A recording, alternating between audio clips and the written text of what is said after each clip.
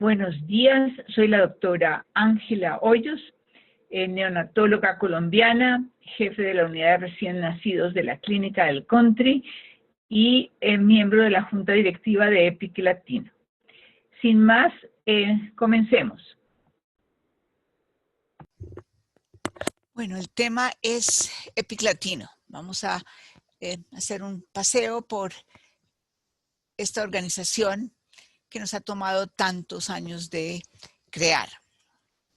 Vamos a ver un poco de dónde venimos, qué es lo que hacemos, para qué sirve lo que hacemos.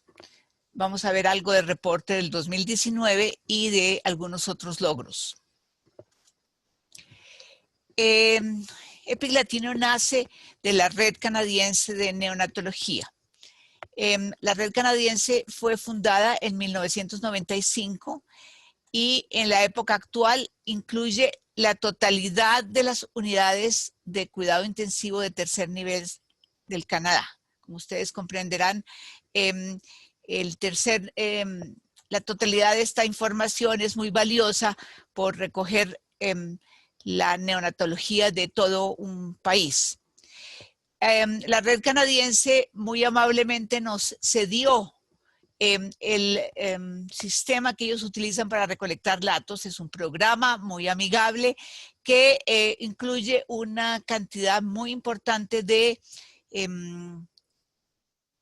datos que ellos han ido depurando cuáles datos valen la pena recoger, cuáles no, y por lo tanto 15 años después esta red nos ha dado este sistema para recolectar datos, naturalmente traducido al español. Se trata de un sistema en el cual hay unas ventanas que están aquí a este lado, ¿cierto? Y unos elementos de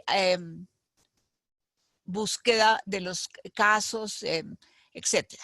Normalmente tiene datos de admisión, algo de la madre, de reanimación, de transporte, estos datos para hacer qué tan severas son las enfermedades de cada paciente, algo de historia clínica, diagnósticos y procedimientos, hemorragia intraventricular y retinopatía del prematuro, cultivos y transfusiones, un par de medicamentos nada más, y los datos de salida.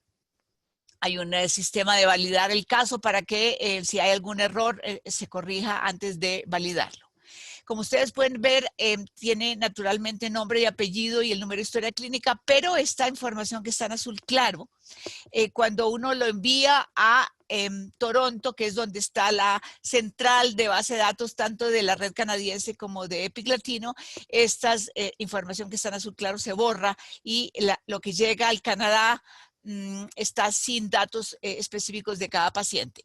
Sin embargo, en el computador de cada unidad queda esta información para que les sea más fácil a cada persona buscar un caso específico para completar, para aclarar, para modificar si hubo un error, etc.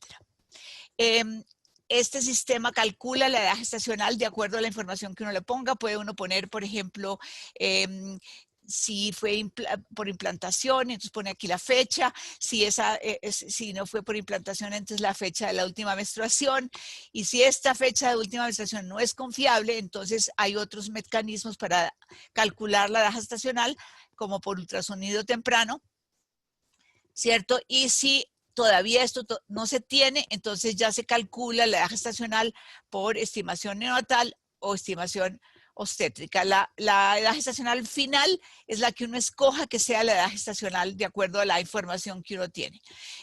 Tiene naturalmente dónde nació y los datos de admisión, temperatura a la admisión, peso a la admisión, y así en adelante toda esta cantidad de información para poder tener un control estricto de los datos que se ingresan. Es muy importante que esto sea lo más preciso posible para que no se cometan errores y la base de datos sea lo más confiable posible. Realmente lo único que se llena por escrito son los nombres y el resto de información, casi toda, se hace simplemente haciendo un clic un chequeo de cada uno de los elementos. Por ejemplo, esta es lo que llamamos la historia clínica, la ventana de historia clínica. Entonces, por ejemplo, aquí hay información de la ventilación asistida, si tiene oxígeno, óxido nítrico, si tiene catéteres, si tiene inotrópicos, si tiene transfusiones, pero no hay necesidad de escribir nada, solamente cada día chequear uno de estos elementos de acuerdo a lo que el paciente tenga. Eventualmente el paciente se acumula en estas líneas verdes que ustedes pueden ver. Estos ya fueron validados, como ustedes pueden ver. Quiere decir que ya fueron chequeados, que no tuviera errores y entonces se consideran validados. Esta es la forma como nosotros recolectamos los datos de todas las unidades que pertenecen a Epic Latino, de la misma forma que se hace en el Canadá. Además de esta base de datos muy grande que es indispensable para poder hacer mejorías de la calidad, tanto la Red Canadiense de Neonatología como Epic Latino tienen un programa que se llama EPIC. Este programa que se llama EPIC es un programa de mejoría de la calidad en la práctica basada en la evidencia, con esta sigla. Esto eventualmente mejora el que no sea solamente una recolección de datos, sino que tengamos programas de mejoría de la calidad que va a depender de los resultados de la base de datos y cada unidad eventualmente se puede sumar a los diferentes programas de mejoría de la calidad de acuerdo a las necesidades que tenga cada unidad. Una vez al año producimos un reporte anual. El último reporte tiene casi 200 páginas de gráficos, de tablas, de situaciones comparativas entre las diferentes unidades. Naturalmente, cada unidad, ahora vamos a ver unos ejemplos, cada unidad se le asigna un número que nadie conoce. El único persona que conoce qué unidad es la suya es la persona, el que maneja la unidad. Nadie más lo conoce excepto que esa persona quiera compartirlo con alguien más, pero normalmente esto es completamente confidencial y no hay forma de saber qué unidad es la de el vecino, porque eso hace que sea más transparente. Bueno, empecemos un poco por la filosofía de por qué peleamos tanto por calidad. Esto es una cosa que es conocida, pero se los voy a recordar para que tengamos muy en claro por qué es que peleamos tanto por calidad. En los años 60, 80, la mejoría de la morbilidad y la mortalidad de los recién nacidos, tanto menores de 1000 gramos como menores de 1000, mejoró de una forma exponencial. Esto se debió a la mejoría de la tecnología, pero también a la mejoría de los conocimientos de los neonatólogos de cómo manejar los pacientes. Entonces, esta mejoría fue exponencial y, digamos, todo el mundo estaba muy contento con esta mejoría de la calidad. Sin embargo, a partir del año 90 en adelante, esa mejoría se aplanó, ¿cierto? Inclusive en algún momento dado unos pequeños incrementos.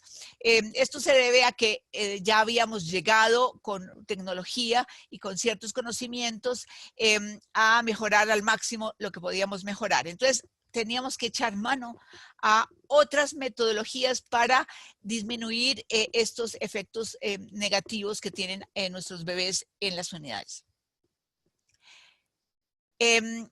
Voy a mostrarle un poquito unas ideas. No puedo hacer una explicación completa de todo el programa de mejoría de la calidad, pero les voy a dar unos ejemplos de cómo hacemos esta mejoría de la calidad.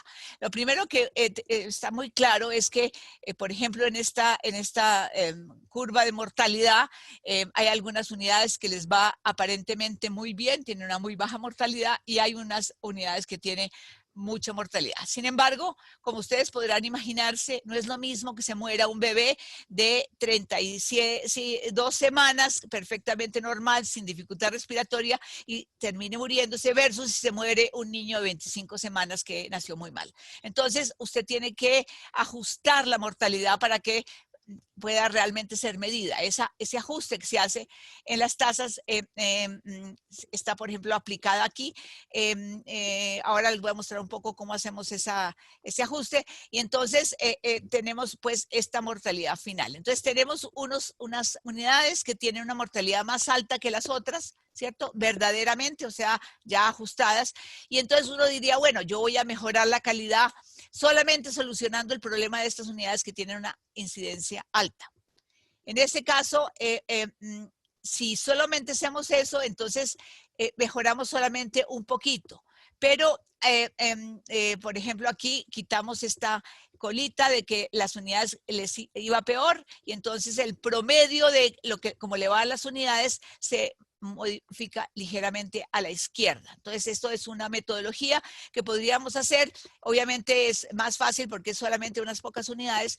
Sin embargo, el efecto no es un efecto muy contundente. En cambio, si estas mejorías de la calidad las aplicamos a todas las unidades del programa, a todas, entonces mejoramos todas la mortalidad, por ejemplo, en este caso, o el parámetro que queramos mejorar, lo mejoramos y entonces corremos la calidad hacia mejorar de una forma contundente en todas las unidades y nuestro resultado final va a ser muchísimo más importante y se va a igualar un poco, se va a hacer que no haya grandes distribuciones hacia arriba, hacia abajo, se va a hacer más pareja. Este es el método de mejorar la calidad utilizando una mejoría a todas las unidades. Vamos a hacer una pequeña comparación de los dos sistemas de mejoría de la calidad que existen. Entonces, existen los estudios aleatorios, aleatorizados, controlados, ciegos algunos, que es un método reconocido, y está también la mejoría de la calidad en la práctica, que es mejorando un número importante de factores para obtener mejores resultados. Naturalmente, los estudios aleatorizados tienen una alta rigurosidad, tienen un nivel 1 de evidencia, y si usted quiere contestar una pregunta finalmente para el resto del mundo, si esto sirve o no sirve, tendría que hacer de todas maneras un estudio aleatorizado controlado. Sin embargo, también puede hacer estas mejorías de la calidad que son un poco más subjetivas, frecuentemente basadas en opiniones de expertos, especialmente cuando no hay estudios aleatorizados sobre el tema. Entonces, tienen una rigurosidad científica un poco menor. Sin embargo, estos estudios aleatorizados son solamente miran una intervención, ¿cierto? Por vez, porque si no, no podrían saber si sí funciona o no funciona. Y en los métodos de mejoría de la calidad pueden hacer múltiples intervenciones para mejorar un parámetro. Por ejemplo, si usted quiere mejorar la infección, entonces interviene en la forma como poner los catéteres, la forma como se llama, lava las manos, en qué tipo de personal es la que lo hace, en mil factores que usted ha descubierto que son los causantes de sus infecciones y obtiene un resultado un poco más evidente. Los estudios aleatorizados consumen mucho tiempo comparados con estos ciclos rápidos de mejoría de la calidad que deben ser, actuar, mejorar y eventualmente reevaluar los conceptos de mejoría de la calidad. Los estudios aleatorizados son muy costosos y en cambio estos son cambios relativamente baratos que no son costosos porque son cambios en las conductas, cosas por el estilo. Esto no cambia la cultura porque usted viene, hace el estudio aleatorizado y luego se va y entonces no cambió la cultura, simplemente encontró un factor, pero eso fue todo. En cambio, si usted mejora la calidad en un sitio en específico, si usted lo hace repetitivamente, insistentemente, cambia las conductas y las culturas organizacionales y su impacto en que esto se mantenga es mucho mayor. No tiene estrategias de implementación porque las aleatorizados no fueron hechos para esto y estas sí tienen un fuerte plan de cómo implementarlos en la unidad. Y estos son resultados, pero no son pruebas de campo, o sea, no ocurren en el sitio necesariamente, y aquí sí son pruebas de campo que son específicos para cada unidad. Entonces, por eso nosotros utilizamos estas pruebas de mejoría de la calidad. Entonces, el concepto de EPIC es un concepto de que todos trabajamos juntos, deben incluir naturalmente todo el mundo que tenga que ver con el factor, si es infección, la gente que tiene que ver con el manejo del paciente, tiene que estar allí incluida para que eventualmente obtengamos un resultado. Son múltiples cambios para obtener un resultado. Esto es algo que se ha estudiado, nosotros utilizamos múltiples mecanismos de mejoría de la calidad. Esto es algo que se estudió hace muchos años de cómo hace uno para implementar algo en la sociedad en general. Esto no es específico de una unidad de recién nacidos, esto en general en el mundo. Entonces, todas las implementaciones en el mundo tienen una forma de S itálica. Entonces, tienen un inicio lento mientras usted convence a la gente que tiene que hacer el cambio. A veces es fácil, a veces es difícil, depende de cada. Fíjense ustedes que algunas son rápidas, otras son más lentas, porque depende que usted pueda vencer a la gente que haga el cambio. No todo el mundo va a aceptar, solamente unas personas lo van a aceptar. Y eventualmente cuando usted ya los convenció y ya han mirado los resultados, entonces la gente empieza y entonces se eleva la aceptación del elemento que ustedes estén utilizando. Y posteriormente se aplana, algunos se aplana cerca al 100% de utilización, otros se aplanan antes, ¿cierto? No logra una aceptación del 100%, pero este es un método y esta es una filosofía que se sabe hace mucho tiempo y usted tiene que tener la paciencia suficiente para entender que así funcionan las cosas en la forma cuando usted difunde alguna innovación que usted trajo. Bueno, voy a contarles aquí muy rápidamente cómo el Canadá ha tenido una gran éxito en estos planes, en estos ciclos de EPIC. Entonces, inicialmente esto es en 2003 que empezaron a hacer estos métodos de mejoría de la calidad contra el 2014 y aunque en mortalidad no se mejoró, el resto de mejoría es bastante espectacular. Acuérdense ustedes que están hablando de unas unidades que tienen los recursos, que tienen la gente entrenada. Entonces, digamos que es difícil hacer mejoría de la calidad en este tipo de unidades porque ya están bastante bien. Sin embargo, miren ustedes cómo en el Canadá lograron hacer una mejoría bastante evidente en la mayoría de los elementos. Retinopatía, enterocolitis, infección nosocomial y suma de resultados. Entonces, es bastante evidente que aplicando estos sistemas usted puede obtener un muy buen resultado. Este es otra tabla en la cual en estos años aplicaron el EPIC 1 y obtuvieron, estos son la incidencia de morbilidades mayores en menores de 33 semanas, mejoraron bastante, luego aplicaron otro tipo de EPICs transitorio y luego aplicaron el EPIC 2 y luego aplicaron el EPIC 3 y fíjense ustedes cómo van obteniendo mejoría clara y aquí en adelante esto siguió funcionando como mejoría de la calidad en el Canadá. Como siempre pasa uno en medicina, usted tiene que tener contra quién compararse, porque si usted no se compara, usted simplemente obtiene unos resultados, así lleve estadísticas, si usted no se compara contra algo, utilizando el mismo método de recolección o las mismas reglas de recolección, no está haciendo nada. Entonces, esto es algo que se llama INEO, que es una red de redes, ¿sí? Esta red de redes están en diferentes países del mundo. Esto no es, la mayoría de las veces no son el país completo, sino son redes del país, excepto probablemente Canadá, que es la red completa, y probablemente Finlandia, y de pronto sí, probablemente son las únicas dos que son todo el país. El resto son redes del país, igual que es EPIC Latino, redes del país y eventualmente esta es mortalidad o sobrevida de acuerdo a la edad gestacional. Entonces usted puede eventualmente mirar que en Japón, por ejemplo, tiene una sobrevida, en esa red de Japón tiene una sobrevida impresionante en las 24 semanas, alrededor del 80%, 85%, pero tiene toda la gama, estas son España e Israel, que tienen una sobrevida mucho menor. Va a depender un poco de qué hace el país con respecto a si reanima o no reanima el 100% de los pacientes, pero es una forma eventualmente de comparar los diferentes pacientes. Entonces yo puse encima nuestros resultados de sobrevida aquí. Este es 2019. Naturalmente nuestra sobrevida es muchísimo más baja. Tenemos un gap, un problema eventualmente relativamente importante en pacientes de 25 y 26 semanas. Después mejora un poquito a las 27 semanas, pero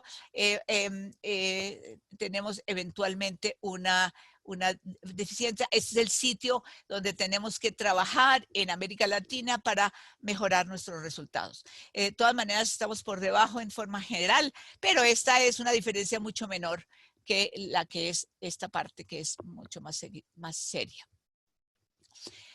Voy a mostrarles qué han hecho los diferentes países o los diferentes grupos de mejoría de la calidad.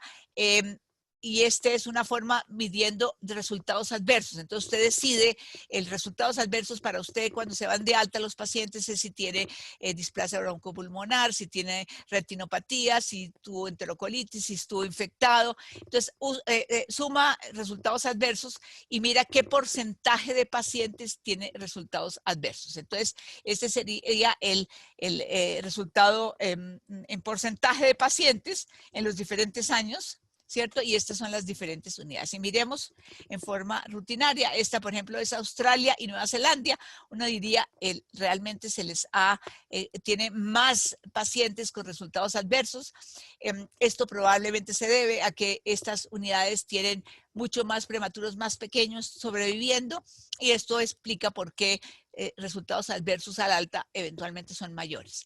Sin embargo, mírense el Canadá. El Canadá venía de un porcentaje relativamente alto, y miren ustedes con el trabajo de los años que les he estado mostrando cómo han logrado eventualmente disminuir estas morbilidades hasta llegar a una cantidad muy buena de resultados. Este es algo que estamos nosotros tratando de implementar para ojalá algún día lograr este tipo de mejoría de resultados adversos. Este es Israel, que se mantiene en una buena porcentaje y no ha cambiado radicalmente. Este es Japón. Japón tiene buenos resultados, sin embargo les ha aumentado un poquito, igual que Nueva Zelanda. Esta es Suecia. Suecia tenía muy buenos resultados, se le han aumentado bastante, probablemente por la misma razón de estos otros países. Esta es Suiza. Suiza tiene muy buenos resultados y se ha mantenido bastante baja. Es la unidad que tiene mejores resultados, la red que mejores resultados tiene en esta área. Y está España, que tiene unos resultados relativamente alticos. Y la que tiene más resultados mayores es Inglaterra. Y por último, Finlandia, que sube y baja como yo-yo. Entonces, esto es para mirar cómo las diferentes redes se comparan entre sí también. O sea, no solamente en las diferentes unidades en las redes, sino entre las redes entre sí, como una forma de poder compararse y mirar realmente si uno está teniendo los resultados adecuados o no. Bueno, vamos a saltar un poquito. Ya desafortunadamente no les puedo explicar todos los métodos que usamos en mejoría de la calidad, porque son muchísimos y no tendría tiempo para hacerlo en tan corto espacio que son los 45 minutos que me dieron. Por lo tanto, entonces vamos a pasar un poco a mirar cómo hacemos el reporte y qué significa este reporte. Entonces, normalmente el año 2019 tuvimos en total de pacientes 3,699. Esto es una décima parte del tamaño de las unidades de Canadá, porque pues no tenemos sino algunas unidades. Tenemos 20 unidades en este 2019, comparado con las 32, pero con las unidades en Canadá son enormes. Cada unidad es muy grande, y entonces pues ellos tienen 10 veces más pacientes que nosotros. Y para la forma de comparación es, tenemos menores de 33 semanas, 729 pacientes para hacer las comparaciones de, y voy a explicarle por qué hay que hacer las comparaciones en esta menores de 33 semanas. Pero tenemos este grupo para hacer la estadística completa. Entonces, esta es, por ejemplo, la mortalidad del EPIC del Canadá, la mortalidad de la base de datos de la red canadiense de neonatología en el año 2018. Ellos hacen 3 curvas de mortalidad. La curva amarilla es en todos los pacientes, incluyendo muertes en sala de partos, ¿cierto? Si el bebé nace vivo, independientemente si usted lo reanimó o no, está aquí incluido en esta base amarillo-verde. Si usted eventualmente lo reanima, entonces está en la línea roja. Y en azul está si usted lo lleva a la unidad, o sea, si el bebé sobrevive para poder ser llevado a la unidad. Esa es la forma como en el 2018 y estas son las edades gestacionales aquí abajo, hasta mayor o igual a 30. Entonces, nosotros pongo aquí encima 2019. Fíjense ustedes, nosotros pues estamos en esta enorme diferencia en estos hasta las 27 semanas. Nuestra mortalidad sigue siendo muy alta en pacientes de 27 semanas hacia abajo y es aquí donde eventualmente podemos trabajar. Este pico aquí es o esta elevación es por un paciente de 22 semanas que aparentemente sobrevivió, entonces es 1 sobre 1, no tiene ningún valor, pero pues hay que ponerla porque en estadística uno no puede borrar las cosas, pero pues no tiene ningún valor estadístico 1 sobre 1. El resto, el número de 23 y 24 y 25, sobre todo el de 23, es muy bajito, por lo tanto estas estadísticas no son suficientemente confiables y tengo que aclarar que aquí no están incluidos los pacientes que nacen, que mueren en sala de partos. Aunque tenemos de algunas unidades esta información, no la incluimos porque muchas de las unidades no lo incluyen. Entonces no podemos eventualmente incluir estas estadísticas en unas unidades sí o en otras no, entonces están excluidas. Así que la diferencia es todavía mayor. Si la queremos comparar, tendríamos que compararlo con el azul que está aquí y pues son amplísimos diferencias. Bueno, hice esta es una mortalidad a través de los años de Epic Latino no de Epic Latino, de las bases de datos de las unidades que están en Epic Latino para mirar eventualmente qué ha pasado a través de los años, ¿cierto? Me brinqué 2018 para hacer una sola gráfica y eventualmente, como ustedes pueden ver, en naranja tenemos los de 25 semanas. Esta curva es muy variable porque son muy poquitos pacientes y no es confiable. O sea, usted no puede tomar estadísticas con esto porque el número es muy pequeño de pacientes y es simplemente para mirar una tendencia, pero no tiene ningún valor real estadístico. Ya un poquito más, 25, 26 semanas, en la línea amarilla más oscurita, esa estadística no se ha modificado a través de los años. Este primer año no tiene mucha validez porque eran muy poquitos pacientes. Si ven ustedes en 27 y 28 sí parece haber una pequeña mejoría, no es una cosa contundente, grandísima, pero sí parece que hemos logrado una pequeña mejoría, pasamos de 40 a 50 a pasar a 30 más o menos, alrededor de 30% de mortalidad. Entonces, a través de los años ha mejorado.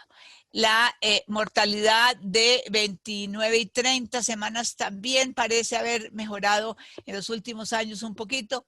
No es tampoco una mejoría contundente, pero parece haber una pequeña mejoría. Esto es muy difícil de calcular qué tan, estas son tendencias nada más, pero pues esto es lo que encontramos. Y ya los 33, 34, 37 ya son muy bajitas las mortalidades y por lo tanto pues es difícil de mirar ninguna modificación. Bueno, aquí les traigo esta diapositiva para mostrar el tipo de pacientes que ingresan las unidades. Están ordenados por cantidad de pacientes mayores de 37 semanas que está en rojo. Como ustedes pueden ver, algunas unidades ingresan un porcentaje muy importante de sus pacientes de mayores de 37 semanas, mientras que otras unidades ni siquiera ingresan mayores de 37 semanas. La regla de Epic Latino es que usted tiene que ingresar por lo menos los bebés menores de 33 semanas. Tiene la totalidad de sus bebés menores de 33 semanas. Entonces, tenemos garantizado que todas las unidades ingresen este grupo de pacientes. Sin embargo, otras unidades ingresan más pacientes para otras estadísticas, pero necesariamente no las podemos utilizar para hacer comparaciones entre unidades. Bueno, voy a empezar a mostrarles algo de resultados. Entonces, este es, por ejemplo, año 2017. Este es mortalidad cruda. ¿Sí? Mortalidad cruda es simplemente el número, o sea, usted tiene 50 pacientes, se le murieron la mitad, entonces la mortalidad es del 50%. Mortalidad cruda. Sin embargo, como les dije al principio, hay que ajustar los datos porque no es lo mismo la mortalidad de un paciente que del otro, y entonces se ajusta. En el año 2017 lo ajustábamos solamente por SNAP-P2. Esta es una medida de severidad que tiene que ver con peso, tiene una serie de características de gravedad, tanto en el momento del ingreso como de qué tan pequeño es el paciente por peso, está ajustado por peso. Y entonces fíjense ustedes cómo, por ejemplo, esta unidad 3, cuando se ajustó, desapareció la diferencia y serían todas estas iguales. Sin embargo, esta unidad, la unidad 10 y la unidad 11, definitivamente tienen un pico de mortalidad que tienen que sentarse a mirar cuál es la razón por la cual su mortalidad, a pesar de haber sido ajustada, tiene una mortalidad mayor. Hoy en día hacemos estas gráficas. Estas son también una gráfica de mortalidad del reporte del 2019. Aquí ya ponemos los odds ratio. Estos también eran odds ratio, pero estos tienen los intervalos de confianza, ¿cierto? Algunas unidades tienen unos intervalos de confianza pequeños, otras tienen unos intervalos gigantescos. Esto es debido a muy poquitos pacientes para hacer la contabilidad, ¿cierto? Si usted tiene muy poquitos pacientes menores de 32 semanas o tiene una variabilidad muy grande en sus resultados, entonces tiene estos intervalos de confianza, y esto hace que la estadística de estas unidades con estos intervalos tan amplios se tenga que tomar con mucha cautela. Sin embargo, hay varias unidades que sí tienen unos intervalos mucho menores, ¿cierto? Normalmente escogemos una unidad. En todos los resultados hay escogida una unidad porque hay que compararla contra una unidad, con resultados de una unidad. Entonces, escogimos esta unidad simplemente porque tenía un número grande de pacientes y la mortalidad pues era un poco más alta, para ver si había diferencia significativa. Entonces, encontramos diferencia significativa en estas unidades que están en rojo. Entonces, las unidades en rojo son estadísticamente significativa la diferencia de mortalidad contra esta unidad. Y esto, obviamente, las otras unidades simplemente no son significativas, las que están en azul. Esa es la forma como la mayoría de los resultados están comparados, y es una forma. Este es igual que un box plot que se pone parado, como ustedes han visto, con el 1 en la mitad. Este es el 1 en naranja. Simplemente estos son acostados porque es más fácil hacer una gráfica acostada que hacerla parada. Entonces, por eso es que la hicimos, está acostada, pero es lo mismo. Es como si usted la puede imaginar parada, y eventualmente es la misma. Hacia la derecha tiene menor mortalidad, y en este caso hacia abajo tendrían menor mortalidad y hacia arriba tendrían mayor mortalidad. Entonces, esta es comparativa. Esto significa que estas unidades definitivamente tienen mejor mortalidad. Probablemente esta unidad y las otras que parecen más alta, aunque no sea significativo, valdría la pena que miraran porque tienen mayor mortalidad. Esta es en sepsis, la misma filosofía de la anterior, en el 2017. Entonces, estas unidades tienen como más una unidad, pero ahora la reportamos con intervalos de confianza para saber cuál es estadísticamente significativa. Esta vez tomamos la unidad 3, tiene un muy buen número de pacientes con y sin infección, y entonces eso puede utilizarse como unidad. Entonces, fíjense ustedes que las unidades en rojo que están por debajo de la línea tienen menor infección, estas infecciones tardías, definido infección tardía como el bebé que se infecta después de 2 días de haber estado en la unidad y que tiene cultivo positivo en sangre o en líquido cefalorraquídeo. No están incluidos las sospechas de infección, sino las confirmadas de infección. Esto es siguiendo el mismo patrón que se sigue en el Canadá. Fíjense ustedes que esta unidad eventualmente está del lado de arriba de la línea naranja, por lo tanto, esta unidad tiene mayor incidencia de infecciones tardías con respecto a esta unidad. Y las que están en rojo abajo tienen menor incidencia de infecciones tardías eventualmente, y las otras no son significativas las diferencias. Esta es la forma como hacemos el reporte de infecciones tardías. Este es el reporte de antibióticos. Este es el número de días de antibiótico de niños menores de 33 semanas. Entonces, se toma, esta ya no es odds ratio, sino mediana. y rangos intercuartílicos. Y se compara las unidades usando regresión no paramétrica mediada, ajustada por edad gestacional al nacimiento, ¿cierto? Entonces, ajustada por edad gestacional, miramos los antibióticos y la unidad que tenía el número más grande de pacientes y menor mediana de días de antibióticos se usó como referencia y se comparó contra las otras unidades. En rojo están las unidades que usan más antibiótico de las otras unidades, ¿cierto? Y esto es eventualmente la forma de comparar uso de antibióticos. Pero además de esta gráfica de uso de antibióticos, tenemos esta que es interesante para comparar ciertos detalles. Este es en azul y en columnas azules está el número de días de antibióticos por 1000 días de estancia, ¿cierto? Es una forma de medir la cantidad de antibióticos que cada unidad usa, ¿sí? Entonces, días de antibióticos por 1000 días de estancia, aquí en las columnas azules. Y en rojo está el número de infecciones de esa misma unidad por 1000 días de estancia. Entonces, simplemente para comparar dos parámetros como es uso de antibióticos y infecciones, con dos escalas distintas naturalmente. Entonces uno empieza a mirar estas unidades y uno dice, bueno, esta unidad tiene muy poquitos antibióticos y muy poquitas infecciones. El mejor resultado de todos. Poquitos antibióticos, poquitas infecciones. Esta unidad siguiente, por ejemplo, tiene muchos antibióticos y muchas infecciones. Entonces, bueno, tiene muchos antibióticos porque tiene muchas infecciones. Lo que tiene que trabajar esta unidad es bajar la cantidad de infecciones, ¿cierto? Esa sería la conclusión de esta unidad. Sin embargo, aquí hay una serie de resultados un poco extraños que hacen pensar que haya un error en la forma como se recolectan los datos o un sobreuso de antibióticos muy loco. Por ejemplo, voy a mostrarles esta unidad 5.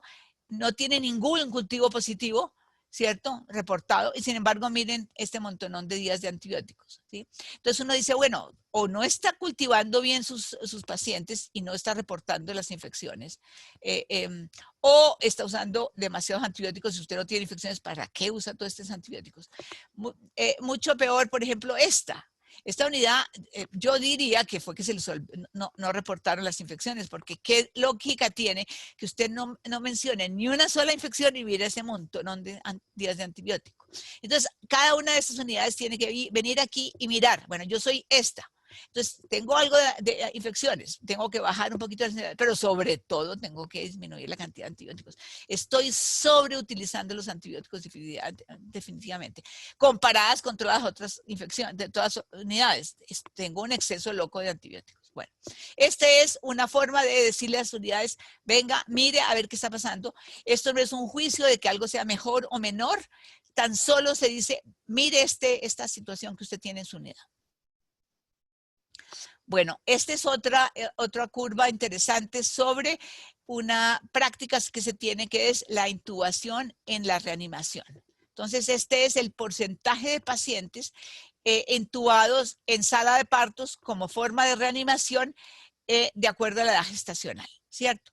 En amarillo está el 2017, en azul está en 2019 y la unidad canadiense en neonatología del 2018 está en rojo. ¿Qué puede uno, digamos, concluir aquí? Que nosotros, sobre todo, cierto grupo de pacientes los intubamos demasiado en sala de partos. Estamos sobreintubando probablemente los pacientes comparado con el Canadá, inclusive comparado con el 2017. Estas subidas aquí es un exceso de intubación. Esta es toda la base de datos, no es ninguna unidad especial, sino la totalidad de las unidades. Pero hay una tendencia de que estamos sobreintubando y esta siguiente dice que sí es cierto. Esto es EPIC Latino 2019 en pacientes que solo usaron CPAP en la reanimación. Esta es la reanimación, ¿no? Solo usaron CPAP. Este es el bebecito que eventualmente nace, está respirando, porque pues tiene que respirar por lo menos. Está respirando, aunque no muy bien, entonces se le pone un CPAP ¿sí? Se le pone un CPAP, se estabiliza y se lleva a la unidad, y en la unidad se toma la decisión si hay que ponerle surfactantes, si el paciente realmente requiere intubarse o no. Esto es una tendencia que inició Europa, y ya Estados Unidos está y Canadá están adoptando. En fin, si ustedes, EPIC Latino utiliza mucho menor CPAP en sala de partos que el Canadá, ¿sí? Y estamos hablando de niños bastante chiquitos. Mira, aquí estamos hablando aquí de uno de 24. Casi el 40% del Canadá no intuba al paciente 24 semanas en sala de parto, pone CPAP. Esto significa que se puede hacer. Esta es la razón por la cual traemos estas diapositivas. Sí se puede hacer, y nosotros tenemos que empezar a trabajar hacia entubar menos, usar CPAP en los pacientes que lo toleran. No son todos naturalmente, pero los pacientes que lo toleran, y eventualmente llegar con CPAP a la unidad y tomar las decisiones en la unidad. Entonces, sí es que estamos entubando demasiado. Alguien me dijo, es que nuestros pacientes son más graves. Eso no les creo. ¿Sí? No les creo que todos los pacientes sean más graves. Esta forma sistemática, todos los pacientes, no puede ser. Esto es simplemente que estamos sobreentubando a los pacientes y estamos usando muy poquito el CPAP. Pero entonces esto es un aprendizaje que uno saca de este tipo de gráficas de nuestro reporte. Bueno, esta es otra gráfica que pusimos este año. Esta no están en los años anteriores, no las habíamos puesto. Esta gráfica implica los días de ventilación no invasiva sobre los días de ventilación invasiva. O sea, el porcentaje de tiempo que usted gasta en ventilación no invasiva sobre ventilación invasiva. O sea, entre más cercana al 100%, más ventilación no invasiva está usando y menos invasiva. Y lo comparamos con una unidad que tiene muy buena ventilación no invasiva sobre ventilación invasiva, con un número importante de pacientes. Como siempre, las unidades las buscamos no solamente por los buenos resultados o malos resultados, sino porque tienen un número suficiente de pacientes para que sean confiables los datos que tienen. Entonces, comparando las diferentes unidades, las unidades en rosado eventualmente tienen menos ventilación no invasiva sobre ventilación invasiva. Entonces, esas unidades deberán mirar un poquito. Es posible que sus pacientes hayan estado todos muy graves y todos hayan necesitado ventilación invasiva mucho tiempo y no hayan podido usar usted todo el tiempo que quisiera, pero sí tienen que sentarse, sobre todo estas que tienen los datos más bajos, tienen que eventualmente sentarse a mirar si de pronto ustedes están usando demasiada ventilación invasiva y muy poquito. Fuera de estas gráficas, naturalmente hay gráficas de ventilación no invasiva sola y ventilación invasiva sola en cada uno de los ramas, pero pues obviamente no tengo tiempo para mostrárselas todas, pero toda esa estadística está en el reporte. Simplemente hay que sentarse a mirar para compararse. Bueno, este es el gráfico de transfundidos. Este también es un gráfico nuevo. En los años anteriores no habíamos tenido porque no teníamos el dato, pero ahora tenemos el dato del número de pacientes transfundidos en menores de 33 semanas. Este es contra una unidad que tiene muy baja la incidencia de transfusión, con un número muy bueno de pacientes y por lo tanto comparable. Entonces, todas las unidades tienen estadísticamente más transfusiones que esta unidad de base, excepto esta unidad, ¿cierto? Esta segunda que aparece aquí. Entonces, ¿esto qué significa? Que habría que hacer un proyecto de mejoría de la calidad en transfusiones, a ver cómo se puede modificar las transfusiones para mejorar y disminuir la cantidad de transfusiones. Todos sabemos que es una meta muy importante transfundir el mínimo necesario. Entonces, habría que ver cuáles son los mecanismos, sobre todo con mayor intensidad, las unidades que tienen más cantidad de transfusiones, pero fíjense ustedes, todas tienen, esto están ordenadas por incremento, ¿cierto? Las unidades, y todas tienen más transfusiones que las unidades de referencia. Entonces, aquí hay un potencial de mejoría de la calidad muy importante. Bueno, este es algo que hemos hecho desde hace muchos años, que son comparar las unidades en la pérdida usando medianas, en la pérdida de puntaje Z entre el peso a la unidad al nacer y al alta. Entonces simplemente le restamos al puntaje Z del nacimiento, le quitamos el puntaje Z del alta.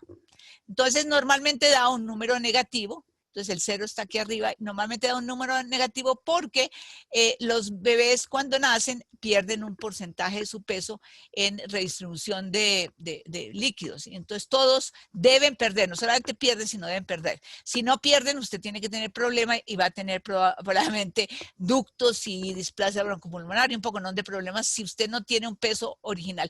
Pero ese peso tiene que ser un peso de líquidos, no puede ser un peso de nutrición, y ahí es donde está.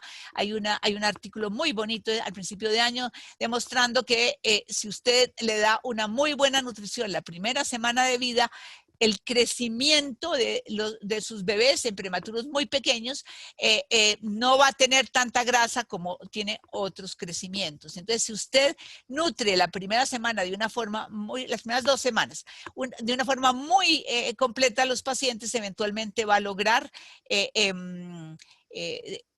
una ganancia de peso libre de grasa, o por lo menos bajo en grasa. Entonces, esta es la unidad que menos pierde, ¿sí? Menos peso pierde, y contra esa comparamos las otras unidades, y exceptuando las que están en azul, todas las que están en rojo tienen una pérdida mayor. Nosotros tenemos en este momento en EPIC Latino un programa de mejoría de la nutrición, y les quiero contar que hay 2 unidades que han demostrado una mejoría sustancial aplicando unas medidas de EPIC, mejoría de la calidad, una en Argentina y otra en Colombia, que han logrado mejorar la nutrición aplicando en nuestro programa EPIC para mejorar la nutrición. Entonces, no solamente es estas estadísticas, sino los resultados positivos. Obviamente todavía esas unidades no han logrado todo lo que quieren, pero lograron mejorar su disminución, su caída de puntaje Z como una forma de mejoría de la calidad. Además hemos hecho publicaciones sobre el tema, y entonces, por ejemplo, este lo publicamos este año, International Journal of Nutrition Disorders Therapy, está publicado el 2020. Esto es de EPIC Latino, este es qué pasa al nacimiento. Entonces, este es el puntaje Z al nacimiento, que está muy cercano al 0. Nuestros bebés no son severamente desnutridos como algunas personas creen. Tiene un puntaje Z cercano a 0. Cae como era de esperarse, menos 0.4 en el momento al tercer día de vida. Este es tercer día en verde. Pero desafortunadamente aquí es donde está nuestro problema, y es que el bebé sigue cayendo de peso. Entonces, la nutrición de este bebé no es suficiente, y nuestros bebés, el puntaje Z sigue cayendo. Entonces cayó a los 14 días, ya es 1, y cuando se va al alta o fallece, ya es 1.3. Entonces, digamos que esta primera parte es esperable, pero pues estas 2 caídas no son, y a estos bebés requieren mejor nutrición para no hacer estas caídas. Y esto se demuestra en las diferencias de unidades. Ahí no hay sino 8 unidades porque son las únicas que tienen. Estos son bebés menores de 30 semanas. Estamos hablando de bebés muy prematuros, ¿cierto? 30 semanas. Eventualmente, pues en azul está en el momento del nacimiento, en rojo está las unidades al tercer día. Hay unidades que caen, pero hay unidades que no. Yo asumo que estas unidades lo que les pasa es que están manejando los líquidos con exceso, y eso hace que no caigan. Deberían caer. Acuérdense que esto es fisiología normal, debería caer. Pero, sin embargo, no creo que los estén nutriendo muy bien, porque de todas maneras caen a los 14 días. Y fíjense que hay por lo menos una unidad que logra que y esta tampoco cae mucho, que logra eventualmente que después de la caída de las 3 días logran mejorar nuevamente y estabilizarse. Pero hay otras unidades definitivamente que sí les cae mucho, sobre todo al alta y a la muerte, ¿cierto? Entonces, estos bebés están severamente desnutridos, y habría que trabajar, estas unidades tienen que trabajar más para eventualmente mejorar su nutrición. Estos bebés, entonces, es una representación gráfica. Estos bebés tienen aquí puntaje Z, 0, cuando nacen, y cuando se van de alta están el percentil 10. O sea, esto es como es una mediana, pues van a tener bastantes por encima y por debajo, pero eventualmente el promedio está, estos pacientes se desnutrieron postnatalmente, ¿cierto? En nuestras unidades se desnutrieron. Esto significa que estos bebés no solamente van a tener menos desarrollo intelectual y neurológico, como se ha demostrado en pacientes que no se nutren adecuadamente, sino además van a tener riesgo de enfermedades del adulto porque la desnutrición in útero funciona igual que la desnutrición extrauterina, producen el mismo efecto, una reprogramación inadecuada de los pacientes que hacen que eventualmente los pacientes tengan riesgos metabólicos mayores. Este es uno de los proyectos que tenemos en EPIC Latino como mejoría de la calidad. Se inició en octubre de 2017. Esto aquí tenemos algunas de las tablas de esta presentación, de este estudio. Agosto a 2018 a 2020 sin EPIC Latino sin la Clinical Country y la Clinical Country como forma histórica. Esto es solamente algunas de las tablas para mostrar cómo los grupos son comparativos. Aquí solamente les muestro los resultados que son bastante contundentes. Sin hemorragia intraventricular en 91% de los pacientes, comparado con hemorragias mucho menores de 1 y 2, 1-2, grado 1-2, 2 pacientes, y grado 3 y 4, el 3% solamente en el grupo de estudios, versus los resultados de EPIC Latino sin la Clinical Country, que son mucho mayores, y comparado también con el histórico de la Clinical Country, también con resultados mucho menores. Y esto es estadísticamente significativo de forma muy importante. Bueno, muchas gracias por su atención y claro, contesto preguntas.